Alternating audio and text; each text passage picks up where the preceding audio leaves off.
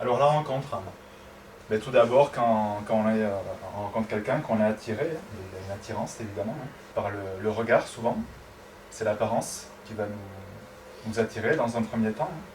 Donc il y a une grande partie qui est inconsciente, à savoir pourquoi cette personne me plaît, pourquoi est-ce que je me sens attiré par elle, la façon dont elle se tient, où il se tient, la démarche, la voix, une odeur. Mais souvent, ça sera quelques détails qui vont venir déclencher énormément de choses à l'intérieur de nous. Donc il y a une part de mystère, bien sûr, mais également une croyance. En fait, la rencontre, au départ, elle se fonde sur une illusion, en quelque sorte.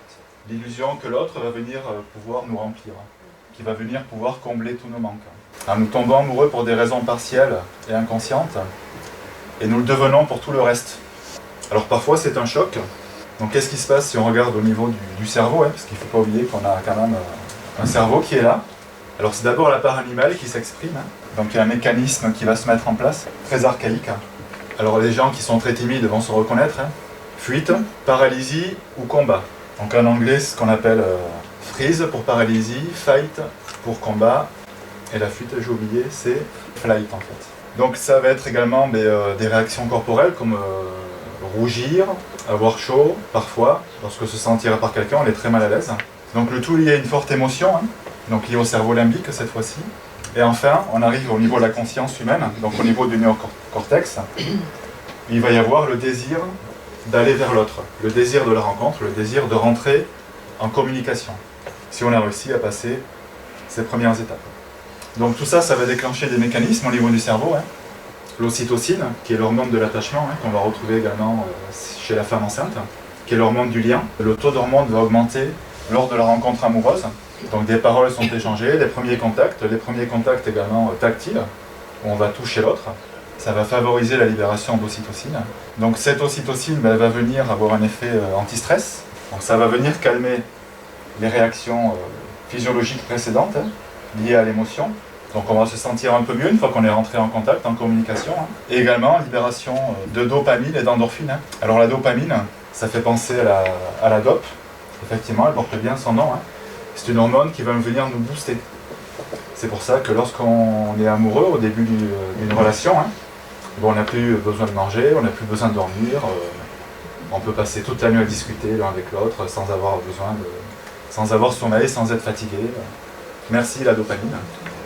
Et les endorphines qui vont venir accompagner ce phénomène, à savoir on va se sentir bien. Ça va procurer une sensation de bien-être intense. C'est même un excellent antidouleur.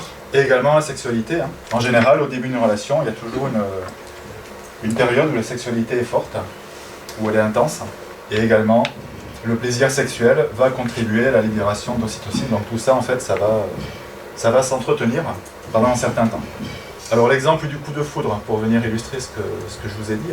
Alors selon des études qui ont été faites, mais bon c'est toujours très, très relatif, c'est très subjectif, 50% de la population aurait connu dans sa vie au moins une fois le coup de foudre. Alors je vois qu'il y en a qui sourient. C'est quoi le partenaire ou... Alors un coup de foudre c'est quoi? C'est une paralysie, on est incapable de bouger, le regard figé, hypnotique, on est comme dans une bulle sensorielle, coupé du monde. On a l'impression qu'il n'y a plus que nous et l'autre. Et que tout autour, c'est comme si ça n'existait plus.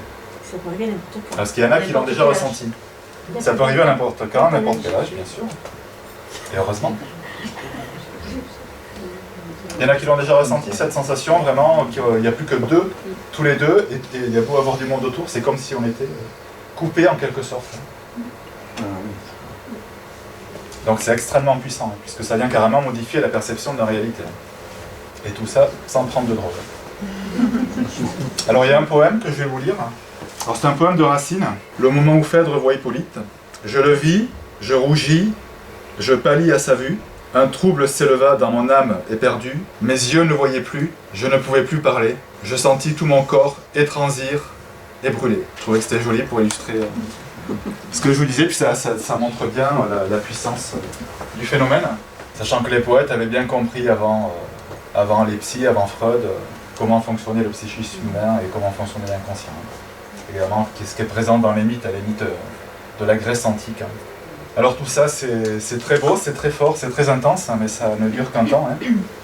Et heureusement, parce que je crois qu'on ne pourrait pas survivre très longtemps dans ces temps. Alors la phase liée au coup de foudre et à la passion très très forte du début, c'est quelques semaines à plusieurs mois. Petit à petit, le cerveau va retrouver un équilibre hormonal, biochimique. Il va retourner à l'équilibre, à un fonctionnement plus classique, on va dire. Alors l'ocytocine, elle va persister au-delà de cette période, liée au contact charnel et au regard. Vous avez peut-être remarqué déjà, c'est présent chez les animaux également, l'ocytocine, que lorsqu'on se regarde, il se passe des choses. Lorsqu'on se regarde dans les yeux fixement, il se passe des choses. D'ailleurs, dans certains stages de développement personnel, et je vous en parlerai à la fin, il y a des exercices où on se regarde dans les yeux pendant 5 minutes d'affilée, sans interruption. Et je peux vous assurer que c'est vraiment spécifique. Aujourd'hui, on ne se regarde plus dans les yeux, en fait, dans nos sociétés. Et également le toucher. Toucher le bras, toucher la main, toucher la jambe, le toucher, le contact. Le contact, ça vient entretenir l'amour, en quelque sorte. Donc après la passion, la réalité revient. Donc c'est une période de transition pour le jeune couple. Alors on dit souvent que quelque chose qui brûle très fort au début, ça ne dure pas longtemps, qu'un coup de foudre, c'est éphémère. Alors c'est vrai, mais c'est faux aussi. Ce qui se passe en fait, c'est qu'entre la période du début, qui est extraordinaire, et la période qui vient après, où on s'aperçoit, j'avais pas vu ça. Ah il a une drôle de façon de manger quand même.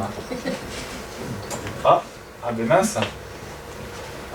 Mais forcément, quand la réalité revient, quand on reperçoit la réalité, mais si au début c'était extrêmement fort, extrêmement beau, et que là on voit des choses qui nous plaisent moins, le différentiel entre les deux est énorme en fait. Et c'est cette différence entre la passion très forte du début et la perception ensuite de la réalité qui va être difficile. C'est pour ça que les couples qui démarrent très fort, et à un moment donné, quand cette passion elle commence à baisser, c'est un peu plus compliqué que pour un couple qui veut démarrer tout en douceur, qui lui pourra durer extrêmement et ça va monter crescendo. C'est des choses qu'on ne maîtrise pas.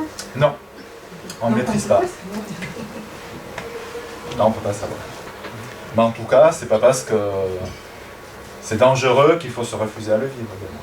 Ce qui peut être le cas de certains d'entre nous, qui pour se protéger de la souffrance, vont faire en sorte de se blinder, de mettre des murailles pour ne jamais tomber amoureux.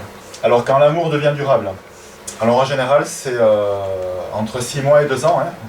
Il y a un livre qui a été écrit d'ailleurs à ce sujet, L'amour dure 2 ans. Alors qu'est-ce qui fait la différence entre 6 mois et 2 ans? Ça dépend si on vit ensemble rapidement ou pas en fait.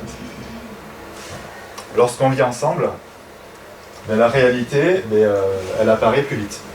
Et notamment le quotidien, la lessive, enfin, vous voyez de quoi je parle, les choses désagréables du quotidien qui font que, qui font que la réalité, en tout cas, vient plus rapidement à nous et les difficultés qui peuvent y être liées. Alors pourquoi entre 6 mois et 2 ans Biologiquement, on peut imaginer que l'homme archaïque, l'homme préhistorique, donc le chasseur-cueilleur, lorsque l'enfant vient au monde, il est complètement immature, il ne peut pas survivre sans présence de ses parents. Et à partir de 2 ans, il a déjà une certaine autonomie, il peut se déplacer tout seul. Il n'a plus besoin autant de soins qu'avant 2 ans. Donc on peut supposer que biologiquement, il y a une raison qui fait que l'amour, en tout cas un certain type d'amour, parce que bien sûr l'amour peut durer toute une vie, mais l'amour du début ne dure que 2 ans.